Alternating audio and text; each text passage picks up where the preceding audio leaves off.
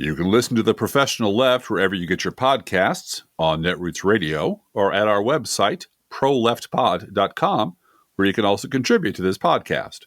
There's a PayPal button at our website, or you can mail us a letter and or contribution at P.O. Box 9133, Springfield, Illinois, 62791. This is the podcast for the week of December 20th, 2024. It's not safe for work. Recorded live from the Cornfield Resistance, where we knew the job was dangerous when we took it. Find yourself in danger when you're threatened by a stranger, when it looks like you will take a licking. There is someone waiting who will hurry up and rescue you. Just call for Super Chicken. But if you're afraid, you'll have to overlook it. Besides, you knew the job was dangerous when you took it. He will drink his super sauce and throw the bad guys for a loss, and he will bring them in alive and kicking. There is one thing you should learn when there is no one else to turn to. Call for Super Chicken. Call for Super Chicken. It's The Professional Left with Driftglass and Bluegal.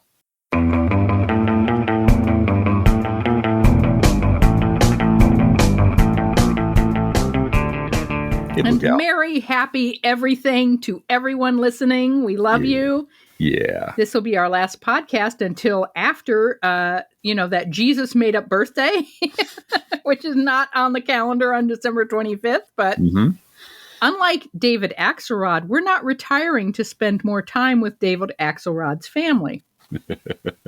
I give him 6 months before he's on TV again. Yeah. Well, everyone was like, what are we going to do without the Axe Files? Where are we going to get our daily dose of both sides do it, Democrats or dupes? Yeah, duty heads. Right. Yeah. No, it's so true. Okay. But so let's turn our focus away from David Axelrod for 5 hot minutes. And instead, let's take a look at what Chairman Elon Zedong, a.k.a. President Musk, has gotten up to since we last met. Mm-hmm. He and his salacious B-crumb sidekick, Vivek Ramaswamy, rattled Mike Johnson's cage enough to kill the continuing resolution to keep the government open until March. From the dying husk, also known as the Washington Post, quote, Republicans reject spending bill under pressure from Trump and Musk. Unless Congress acts, a government shutdown deadline looms just past midnight Saturday. Republicans rejected House Speaker Mike Johnson's bipartisan plan to avert a government shutdown as President-elect Donald Trump and Elon Musk joined a broad swath of the House GOP on Wednesday to condemn a compromise bill full of Democratic policy priorities. The rebuke, which built steadily through the day and culminated with a long-written statement from Trump in the late afternoon, has forced Johnson back to the drawing board on a plan to prevent a Christmas-time shutdown and maintain the support of his chaotic conference to be reelected as Speaker early next year. Your elected representatives have heard you, and now the terrible bill is dead, Musk boasted on X, the social media site he owns, after he spent the day blasting the legislation. The voice of the people has triumphed. Jesus. What people? Yeah. Johnson has not outlined a backup plan, and multiple people familiar with the real-time conversations said the next step remains unclear. Say unclear one more time. Say unclear one more time. If as leaders would need significant support from both parties, and Trump, who's not president yet, but his caucus, it's his caucus in the House, that's for sure. Yeah. And Elon's money promising to primary any of them that cross Elon Musk. That's what's going on. Okay. To pass a funding extension, if Congress doesn't extend the deadline, most federal operations would shut down at 12:01 a.m. Saturday, December 21st, though the effects of a shutdown wouldn't fully kick in until Monday, December 23rd. Yeah, this is just awesome. And, it would be disastrous. It would be very, very bad. You get TSA people who would not be employed anymore around the Christmas holidays unless they want to work for free. And you get opioid treatment clinics that are shutting down. And you get farm stuff being cut. And you know what? We talked it over late into the night, because that's what we do here at the Professional Left Podcast. We stay up late at night talking policy. We just rap about policy until the wee small hours. And we both agree that the cutting should start with those horrible, wasteful farm subsidies. And do you know why, Bluegal? I looked it up, and this is from Investigate Midwest. Quote, there are 444 counties labeled as farm dependent, and you know what? We live in one of them, so believe me, we do understand. Although hundreds more have strong agricultural economic ties. Other county categories include mining, manufacturing, federal state government, recreation, and non-specialized, which includes counties that aren't considered dependent on any of the above categories. America's most farming-dependent counties overwhelmingly backed President-elect Donald Trump in this year's election by an average of, wait for it, 77.7%. This is actually an increase of 2% over his support among farming-dependent counties compared to 2020. Not only did Trump increase his support among farming-dependent counties, but more than 100 of those counties supported him with at least 80% of their vote. This is fucking Trump country, people. And the federal government, your federal government, tax money from blue state federal government, spends more than $30 billion a year on subsidies for farm businesses and agriculture. This is straight up bribery. And this welfare racket must end. There are no bigger welfare queens out there than rich-ass farmers sucking on the teat of the blue state, depending on us to prop up their dying industry. If American farmers can't hack it in the free fucking market with the rest of us, I say they should quit and go learn coding. You know? He's kidding, folks. I'm kidding, but I'm not kidding. I'm kidding, but I'm not kidding. When 80% of farmers vote for Trump. It's time to take they kind of are going to have to take their licks with what they'd voted for. It's time to take their free money away from them. And you know what? If eggs soar to $15 a dozen, well, that's not my fault. That's Donald Trump's fault. That's Donald Trump's doing. It's Donald Trump's. It's under his watch. So take away all of their free money that we in the blue states are giving them and slap on a bunch of tariffs on top of that. Oh my! And take away their agricultural workers who are undocumented workers. Yeah. What the hell? 1, 2, 3. Give it to them good and hard, and do it as fast, and do it before Christmas if at all possible. So, way to go! Unbelievable. I don't know. They're just they don't vote for their interests. That's for sure. They're stupid, Bluegal. They're stupid, stupid people who sit up all day listening to Fox News and listening to hate radio when they're out on the tractor. Yeah.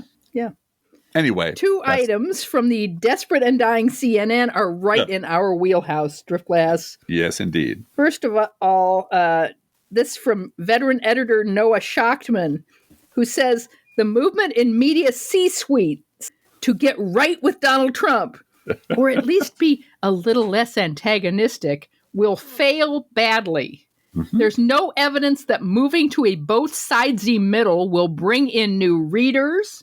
Yeah, readers, right? Because they're out there reading on the tractor. Absolutely.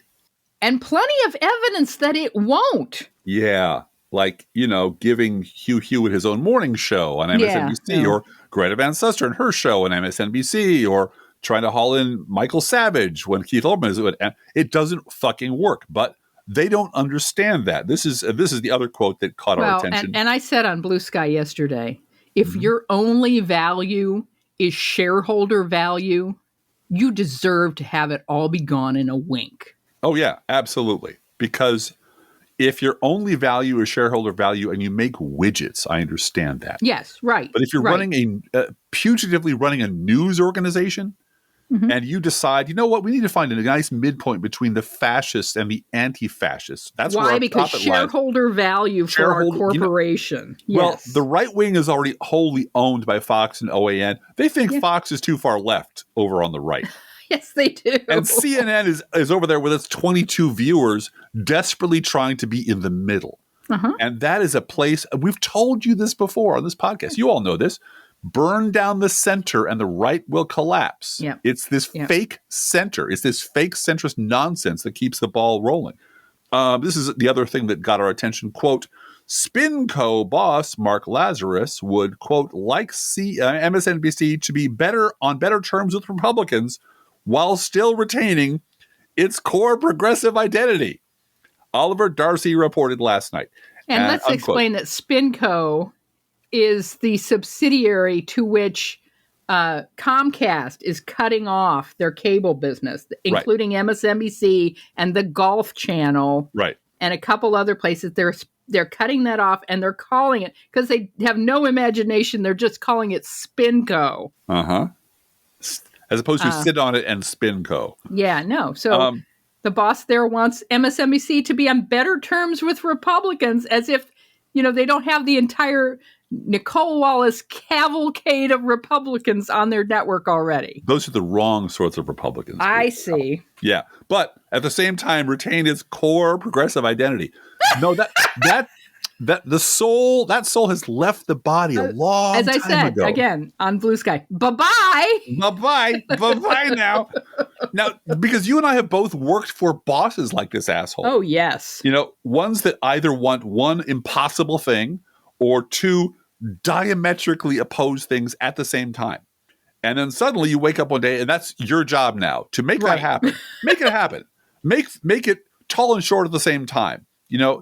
And it's impossible. And when you fail, as you inevitably will, because it's not possible to do this thing, well, maybe the real problem, Bluegal, was your attitude. Maybe that's why this impossible task couldn't. Maybe that's why Sisyphus couldn't get the rock all the way up and make it stop at the top of the hill. Or maybe you're just, bad at your job, Driftglass. Man, have I heard that before.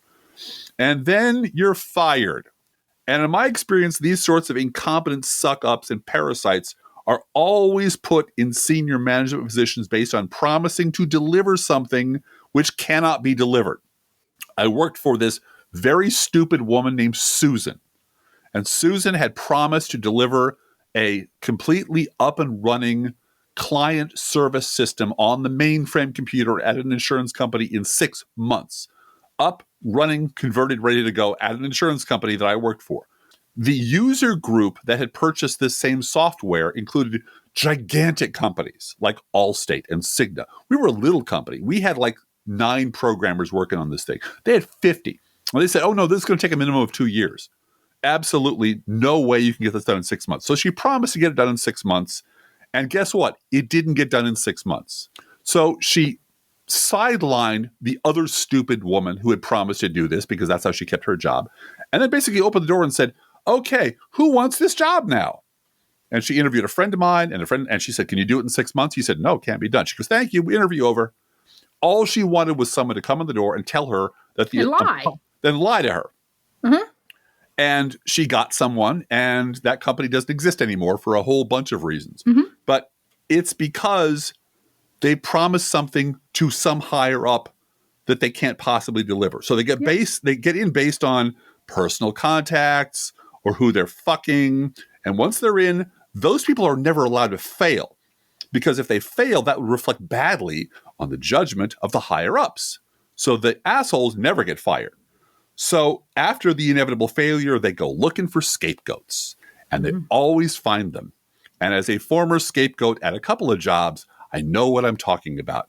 It's usually the poor dope who warned them this was a bad idea in the first place. Like liberals have been doing to Republicans for the last 40 years. Yep.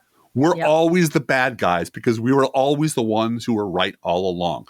And so in this universe where this happens, the proportion of parasites and somebody's cousins and blackmailers, because there are blackmailers in there. I have known them who basically said, you give me this promotion or I let everyone know you're cheating your wife or you're an alcoholic. And guess what? They got the job. And the proportion of competent, that number goes up because those are the people who are protecting each other. And of course, the proportion of competent professionals goes down. Because they're driven out. It sounds like you're talking about the Trump White House, the incoming Trump White House, Driftglass. I'm talking about the Trump White House from 2016. Yeah, they're already horrible. Yeah, it's just going to get worse. Mm-hmm. And in the corporate world, because there's lots of money involved, this can go on for a very, very, very long time. And usually until the company has been sucked completely dry, and I've lived through that a couple of times. And by then, the real villains, the real bad guys at the top, have all lined up new gigs at other companies. Because they know people there too, because there's a whole community of these assholes out there. Because you know what? They're basically locusts. I used to call them loot and scoot guys. They come in, they plunder the place, they make a lot of crazy promises, they blame the people who are most dangerous to them, who are the people who are right all along, get rid of those guys, and then they just move along, leaving a trail of rubble behind them. And I've lived through this enough to know that guess where MSNBC is headed, Bluegal? Yeah. No, if they're going to do this Hugh Hewitt bullshit again, I mean, we're already done with them. Let me put it that way. Yeah. They seem to think, and Keith Olbermann seems to think, that this is a Christmas thing. Yeah. Who knows? It's not. It's not. Well, and on the other hand, it's a Fire Joe and Mika thing first up. Yes, that's. And maybe we'll watch Lawrence again. I have been unimpressed with the level at which MSNBC viewers will forgive and forget, but mostly forget shit that happened a month ago. And I think that's what they're counting on this time. But I think this, coupled with the fact that Trump is coming to the White House again, makes it just physically sickening and intolerable to look at Joe fucking Scarborough at any point or pretend. Because as we talked about, what MSNBC really wants to be is Spotify. They want to have Joe Rogan over here and Dean Obeidallah over there and the Patriot Channel over here and the Old Time Radio Channel over there.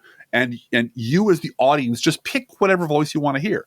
But that isn't the business model that they're in. They're a news organization. And if you have a bunch of fucking Republicans on in the morning who you know are sucking up to Trump and a bunch of progressives on in the evening who are talking, rationally or semi-rationally, but pretend who Donald Trump and Steve Bannon want to put in jail. Right.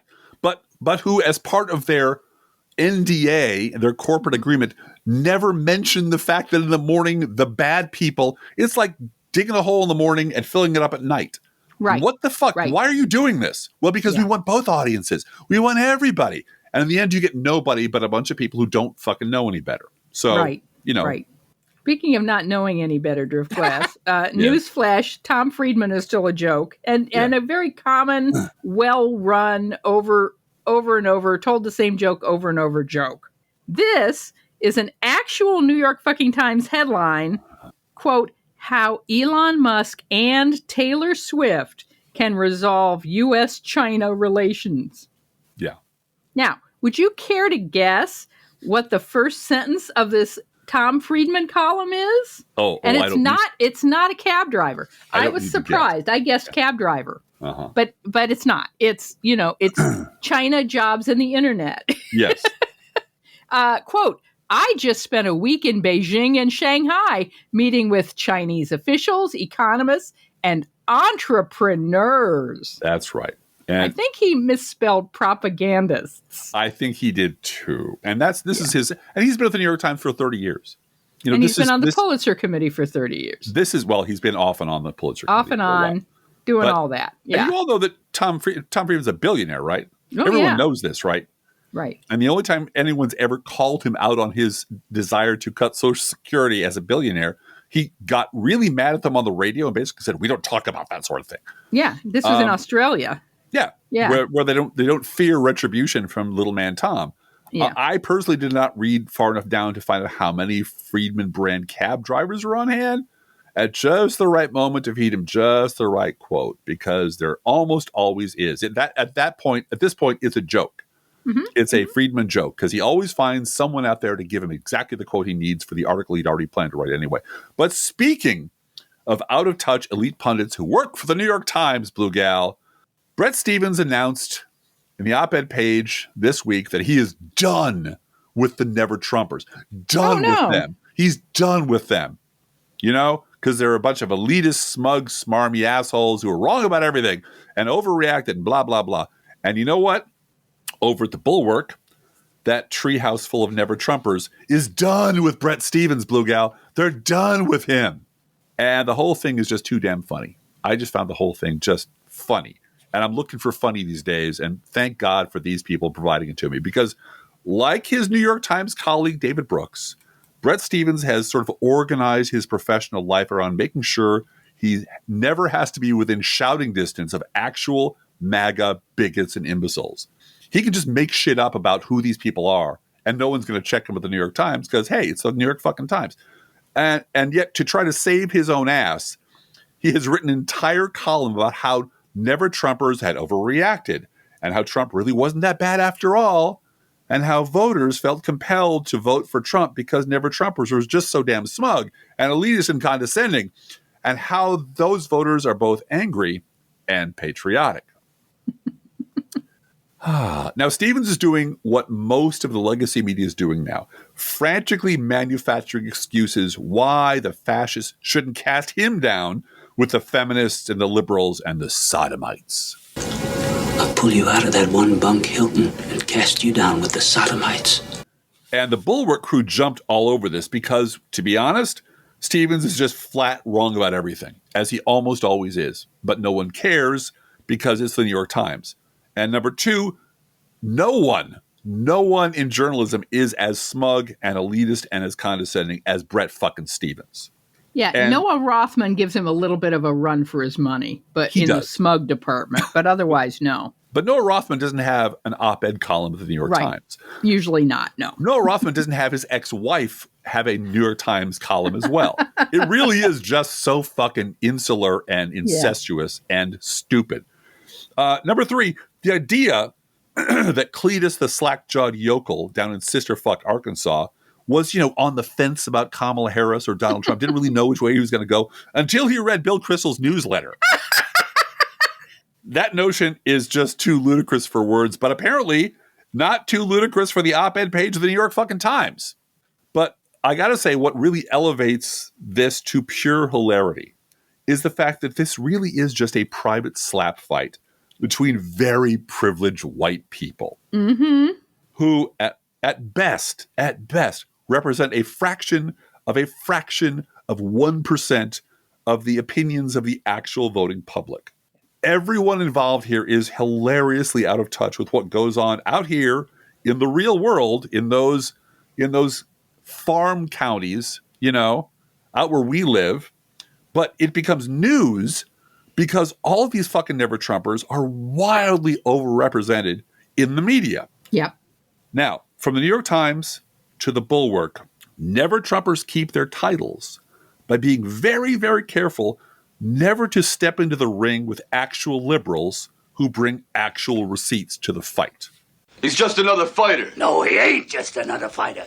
This guy is a wrecking machine, and he's hungry. Hell, you ain't been hungry since you won that belt.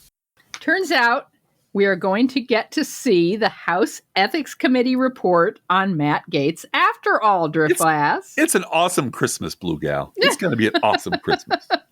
But it will be out sometime after Christmas when the end of this Congress in January. Former Congressman Gaetz tweeted on the Elon Health site this week that he was fully exonerated in all caps. You've heard that before. And he added, "My 30s were an era of working very hard and playing hard too. It's embarrassing, though not criminal, that I probably partied, womanized, drank, and smoked more than I should have earlier in life. I live a different life now." Sure. The most significant thing to happen to Matt Gaetz in the past 3 months was not getting appointed by Trump Attorney General. It was losing that congressional seat, and with it, the staff counsel who could tell him to shut the fuck up, which is what lawyers do whenever you're arrested, when you're protesting somewhere or on strike or whatever, and you get arrested. What did the Lawyers Guild lawyers tell you to do? Shut the fuck up. Keep your mouth shut. Just keep your mouth shut. Don't say anything. And Matt Gaetz is an attorney. Apparently he went to Harvard Law School. And he posted this statement on the internet: "I womanized more than I should have." Yeah. He also went on about sending payments to women that he dated and some that he didn't date. Because that's normal. That's just totally normal. Normal stuff. And we've all seen the Venmo map of where all of these Venmo payments went out like a spider web. Matt Gaetz can eat shit, in my opinion. Yeah. Well, this is and probably will, given that this complete ethics report is going to be made public. This is a modification of the Gingrich defense. Yeah. Of course I cheated on my wife. I did it because I love America. I loved America a little too much. Too much. Yes. I loved America too much. Well, and this is the Ted Cruz problem. They don't realize how much their colleagues hate them. Right. And Matt Gaetz was so big for his britches. Again, Kevin McCarthy still has friends in Congress. Yeah. who remember. Mm-hmm. So, yeah.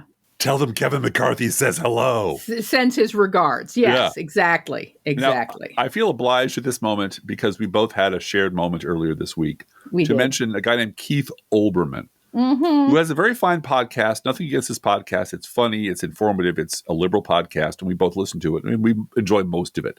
But I have to note that earlier this week, I did a whole long post about how Donald Trump is like the character Billy Moody plays in It's a Good Life, the Twilight Zone episode that's from the Jerome Bixby short story.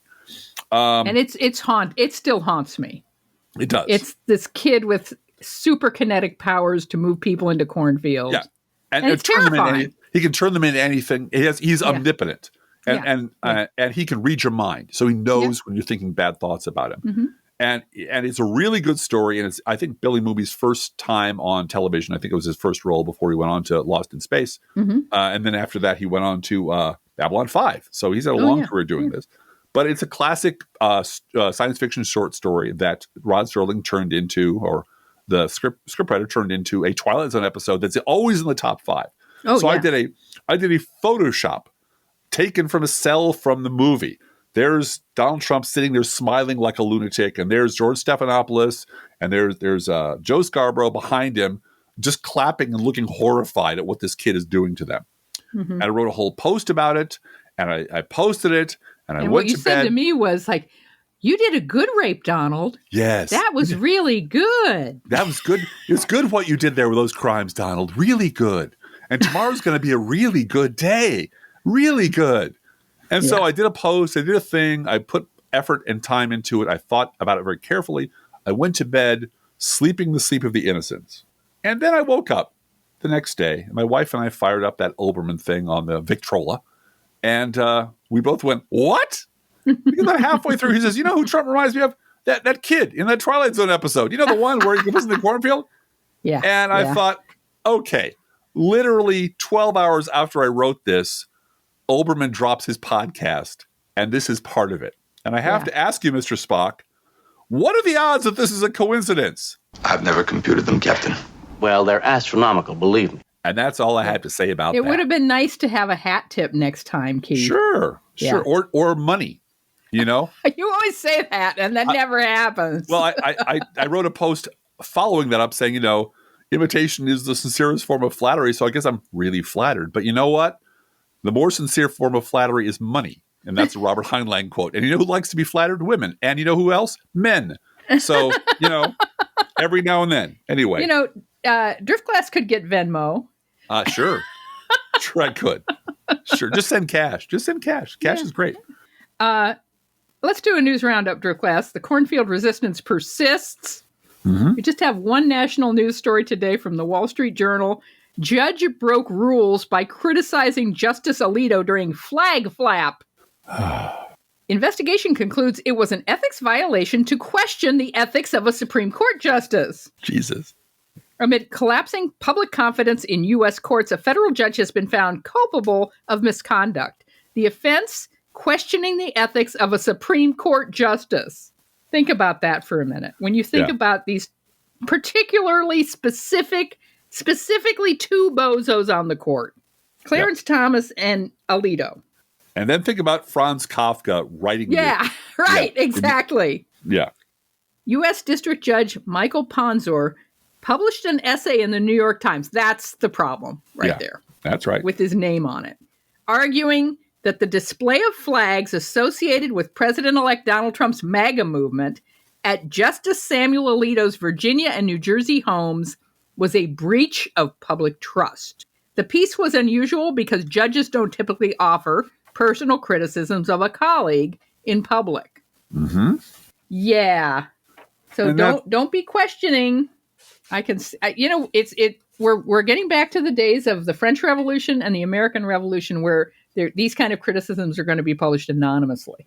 Yeah. Oh, yeah. On things called blogs, I think. Blogs. I think there's a thing called blogs.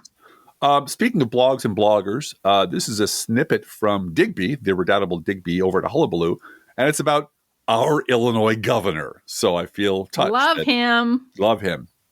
Quote, I wrote about one early bright spot in all of this a while back. The blue state governors. At the moment, they seem to be the only ones showing a willingness to fight. Rolling Stone took a deep dive into their plans. And the next part is from the Rolling Stone. Among governors, Illinois Governor Pritzker has been out in front, positioning himself as the blue state anti-Trump. The Hyatt Hotel heir is a billionaire himself, worth nearly $4 billion, which counts as fuck you money in an age when opposing Trump can carry significant costs, from increased security to the risk of retaliatory litigation or lawfare. In November, Pritzker launched a new organization called Governors Safeguarding Democracy that seeks to unify state-based opposition to Trump's agenda. Unveiled with co-chair Governor Jared Polis, who is problematic for a lot of reasons, but okay, that's good, of Colorado, GSD is built for pushing back against increasing threats of autocracy, Pritzker says. Polis expanded on the group's purpose in an interview with Rolling Stone. Quote, we're all facing a potential onslaught. Let's pool together so we can share a common response. Unquote. That onslaught includes Trump's threat to revoke funding from states who don't follow his reactionary agenda on erasing transgender identity from public education, or to block federal disaster aid from states that don't loosen environmental protections. Safeguarding residents from ICE is also a priority. Quote, we won't cooperate with any federal efforts, especially illegal federal efforts that separate families, to deport hardworking de facto Americans who've been here for decades, Polis says. The group will also focus on, quote, fortifying the institutions of democracy that our country and our states depend upon, Pritzker says, whether that's local election boards or state courts. Hell yeah, I am so glad we live in Illinois, Bluegal. So proud of him. Yep. One other person that I will point out is, as Digby says, showing a willingness to fight is Denver Riggleman. Yeah. And he shared on Blue Sky 20 hours ago, I was the senior technical advisor for the January 6th Select Committee. Mm-hmm. I don't want a pardon. I want a bar fight. Yeah. Good for him. Each week we post to our Facebook page and website an Internet Kitty sent in by you, the listeners. This week's Internet Kitty is Biscuit.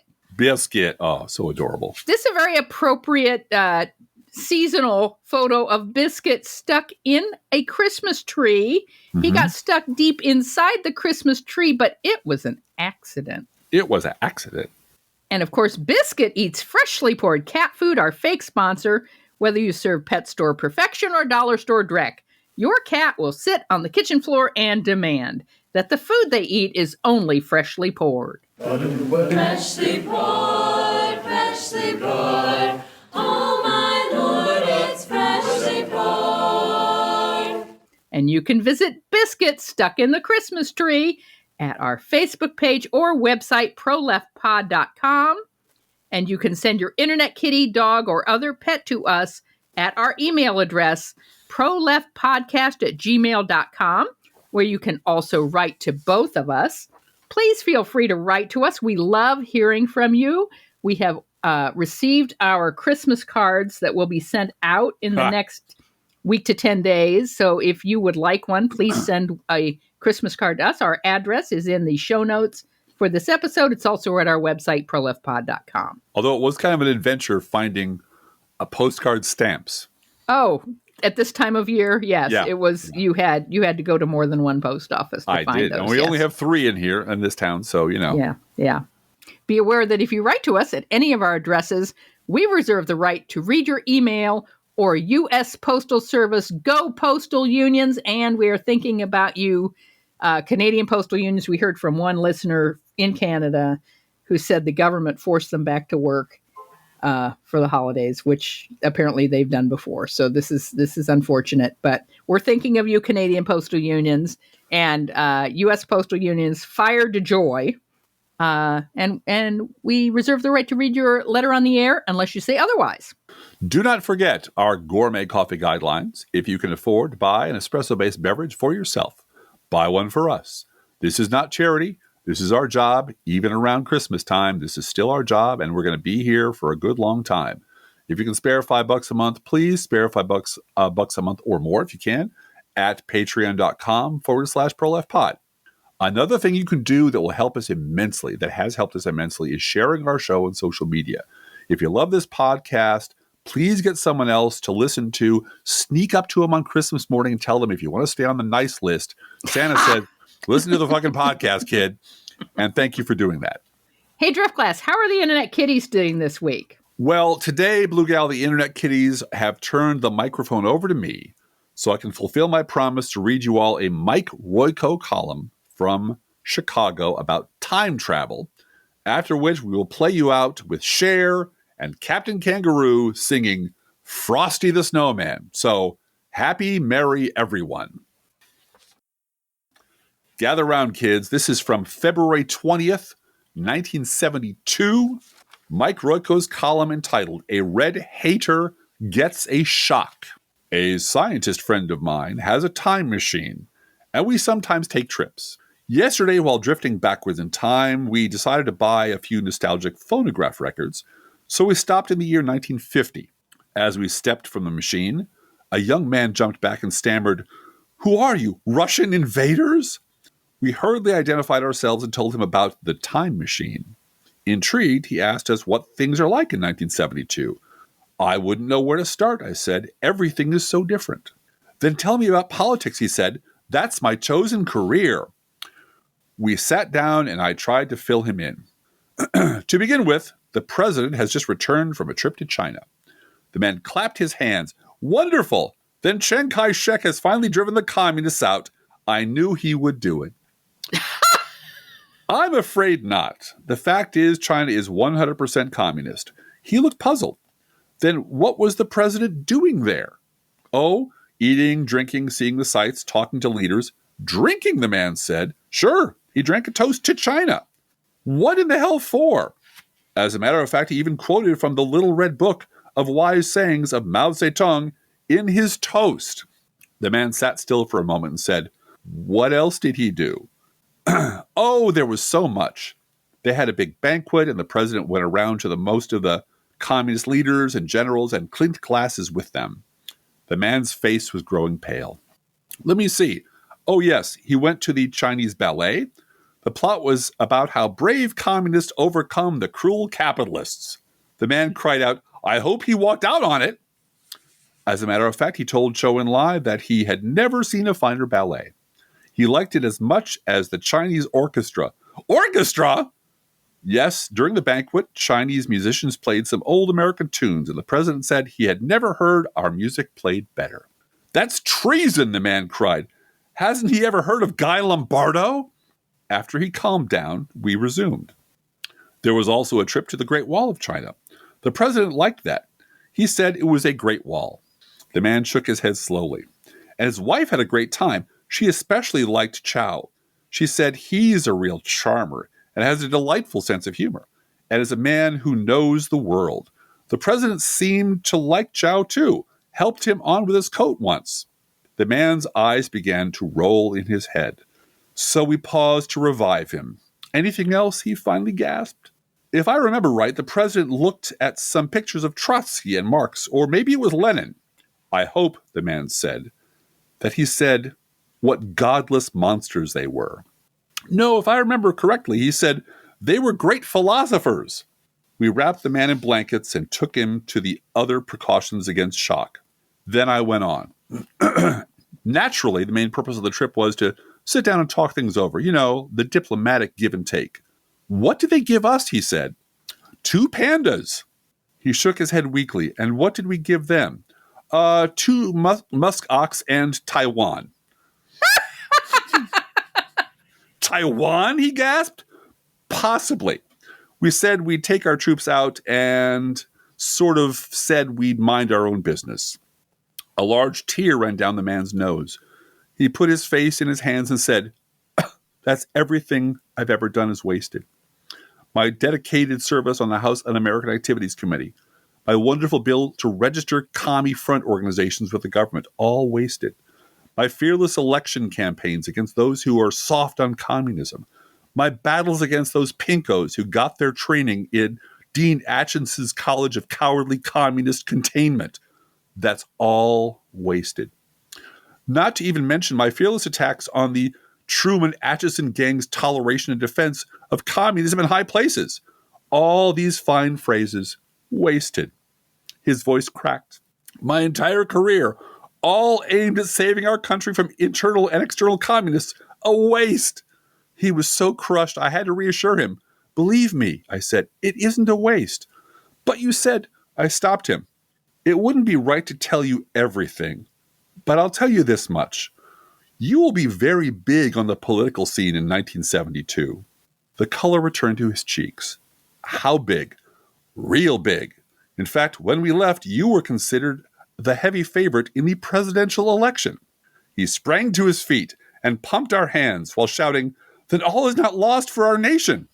As we climbed back into the space machine, I assume he meant time machine, he was shouting, and I'll win, and I'll lambaste him as a crypto-commie simp, a pinko, a Chinese collaborator, soft on communism.